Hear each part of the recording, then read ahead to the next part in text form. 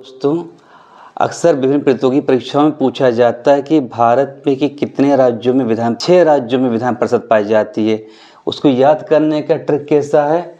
Trick ये है, आधा तेल यूपी में बिका, आधा से आंध्र प्रदेश, तेल से तेलंगाना, यूपी से आपका उत्तर प्रदेश और मैं से महाराष्ट्र, बा से बिहार, का से कर्नाटक। इस प्रकार विधान परिषद कितने राज्यों में हो गई? 6 राज्यों में।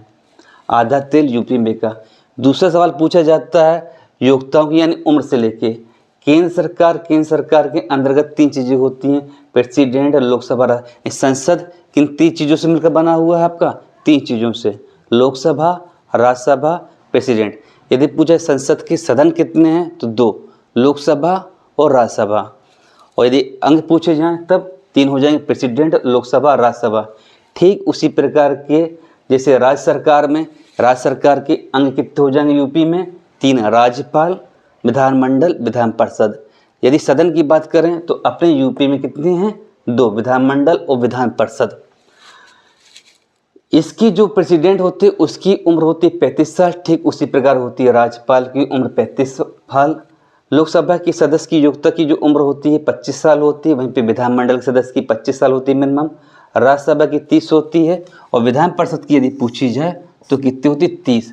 आर्टिकल 169 अक्सर पूछा जाता है विधान परिषद का निर्माण किस आर्टिकल में होगा? आर्टिकल 169 में। और समाप्त करना है तो 169 में है। और एक फार्मूला होता है विधान परिषद के सदस्यों की संख्या का इक्वल टू विधानसभा के सदस्यों की संख्या गुणे 1/3 या 40। अर्थात कम से कम विधान परिषद की सदस्य संख्या 40 होनी चाहिए। अपने यूपी में विधान परिषद की सबसे ज़्यादा संख्या है, कितनी है? 86। महाराष्ट्र और आंध्र प्रदेश की नंबर 2 पे सदस्य संख्या, वहाँ पे 86। हाल ही में जब बिहार में चुनाव चल रहे हैं वहाँ पे सदस्य संख्या विधान परिषद की कितनी है? 75।